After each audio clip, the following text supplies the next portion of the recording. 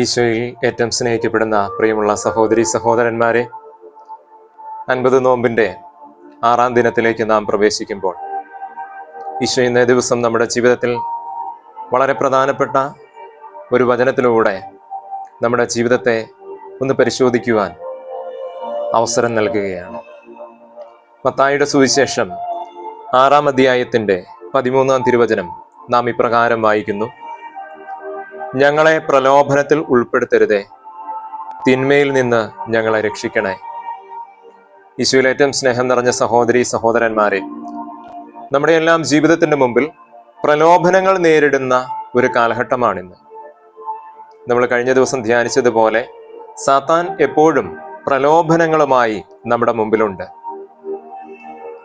പ്രലോഭനങ്ങൾ നൽകാതിരിക്കുക, പ്രലോഭനങ്ങൾക്ക് കീഴടങ്ങാതിരിക്കുക.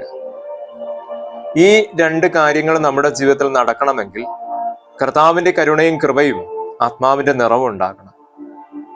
പ്രാർത്ഥനകളോടും പരിശുദ്ധ കുർബാനയോടും കുമ്പസാരത്തോടും ഒക്കെ ചേർന്നിരിക്കുമ്പോഴാണ് നമ്മുടെ ജീവിതത്തിൽ ഈ പ്രലോഭനങ്ങളെ അതിജീവിക്കാനായിട്ടുള്ള കൃപ ലഭിക്കുന്നത്.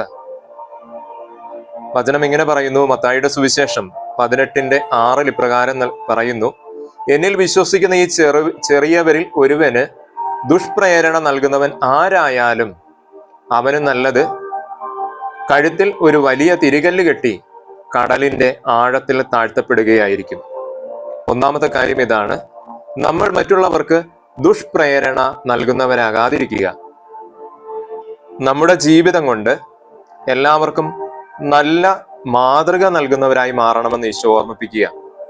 നമ്മുടെ വാക്കുകള്, നമ്മുടെ പ്രവൃത്തികള്, നമ്മുടെ ഇടപെടല്, നമ്മുടെ നടപ്പ്, പ്രത്യേകിച്ച് നമ്മൾ പ്രാർത്ഥനയിലൊക്കെ ആയിരിക്കുമ്പോൾ, ദേവാലയത്തിലൊക്കെ ആയിരിക്കുമ്പോൾ നമ്മുടെ അശ്രദ്ധ, നമ്മുടെ നിൽപ്പ്, ഇരിപ്പ്, നമ്മുടെ വേഷവിധാനങ്ങൾ, ഇവയിലെല്ലാം നമ്മൾ ദുഷ്പ്രേരണ നൽകുന്നുണ്ടെങ്കിൽ, മറ്റുള്ളവർക്ക് തെറ്റായ ചിന്തയ്ക്ക് കാരണമാകുന്നുണ്ടെങ്കിൽ, ഈശോയിൽ പ്രിയമുള്ളവരെ, മറ്റുള്ളവർക്ക് ദുഷ്പ്രേരണ കൊടുക്കുന്നവർക്ക് നൽകുന്ന ശിക്ഷ നാം ഇപ്പോൾ വായിച്ചു കഴിഞ്ഞു. അത് വളരെ വലുതാണെന്ന് ഈശോ നമ്മെ ഓർമ്മിപ്പിക്കുക.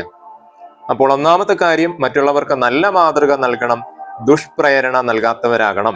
അപ്പൊ ഈ നോമ്പ് കാലഘട്ടത്തിൽ ഏറ്റവും പ്രത്യേകമായിട്ട് ശ്രദ്ധിക്കേണ്ട ഒരു കാര്യം ഇതാണ്. രണ്ടാമത്തെ പ്രധാന കാര്യം ഇതാണ്: ദുഷ്പ്രേരണകളിൽ അല്ലെങ്കിൽ പ്രലോഭനങ്ങളിൽ വീണു പോകാൻ ഇടയാകരുത്. മത്തായിയുടെ സുവിശേഷം 26:41 ഇപ്രകാരം ഈശോ പറയുന്നുണ്ട്: പ്രലോഭനത്തിൽ അകപ്പെടാതിരിക്കാൻ നിങ്ങൾ ഉണർന്നിരുന്ന് പ്രാർത്ഥിക്കുവിൻ.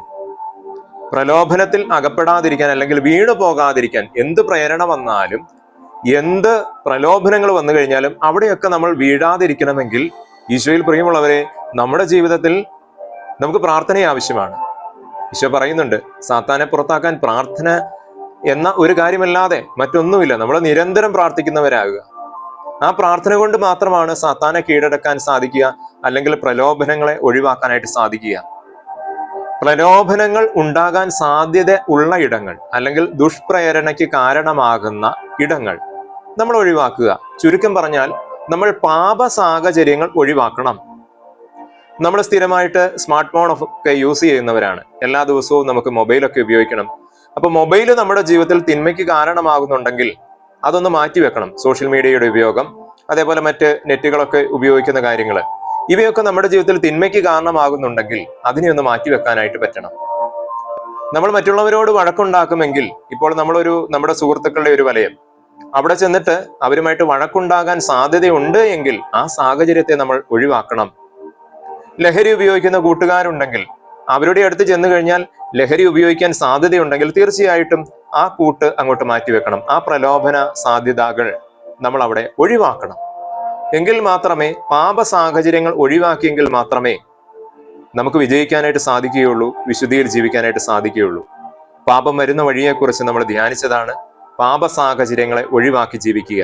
ഇനി ഏറ്റവും പ്രധാനപ്പെട്ട ഒരു കാര്യം വിശുദ്ധ പൗലോസ്ലീഹ നമ്മോട് പറയുന്നുണ്ട്. പൗലോസ്ലീഹ കൊറിന്തോസിലെ സഭയ്ക്ക് എഴുതിയ 1-ാം ലേഖനത്തിന്റെ 10-ാം അധ്യായത്തിന്റെ 13-ാം തിരുവചനം ഇങ്ങനെ പറയുന്നു: മനുഷ്യ സാധാരണമല്ലാത്ത ഒരു പ്രലോഭനവും നിങ്ങൾക്ക് നേരിട്ടിട്ടില്ല.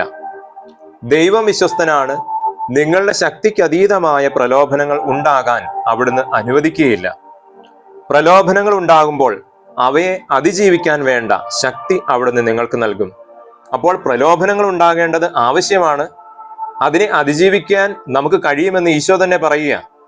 അതിനെ അതിജീവിക്കാൻ നമുക്ക് കഴിയും, അതിനുള്ള ശക്തി ദൈവം തരുമെന്ന് പറയുക. അപ്പോൾ ഇവിടെ നമുക്ക് വേണ്ടത് പ്രാർത്ഥന എന്ന ആയുധം എടുക്കുക എന്നുള്ളതാണ്. ഈശോയിൽ പ്രിയമുള്ളവരെ, ഈ നോമ്പ് കാലഘട്ടത്തിൽ പ്രാർത്ഥന എന്ന ആയുധം കയ്യിലെടുത്തുകൊണ്ട് പ്രലോഭനങ്ങളെ, തിന്മയെ അതിജീവിക്കാൻ നമുക്ക് പരിശ്രമിക്കാം. എല്ലാവർക്കും നല്ല ഒരു മാതൃക നൽകുന്ന, പ്രലോഭനങ്ങൾ നൽകാത്ത, ദുഷ്പ്രേരണയ്ക്ക് കാരണമാകാത്ത ഒരു വിശുദ്ധ ജീവിതം കെട്ടിപ്പടുക്കുവാനായിട്ട് നമുക്ക് ഈ നാളുകളിൽ പരിശ്രമിക്കാം. വിശുദ്ധരായി തീരാം. ഈശോ നമ്മെ അനുഗ്രഹിക്കട്ടെ. ആമേൻ.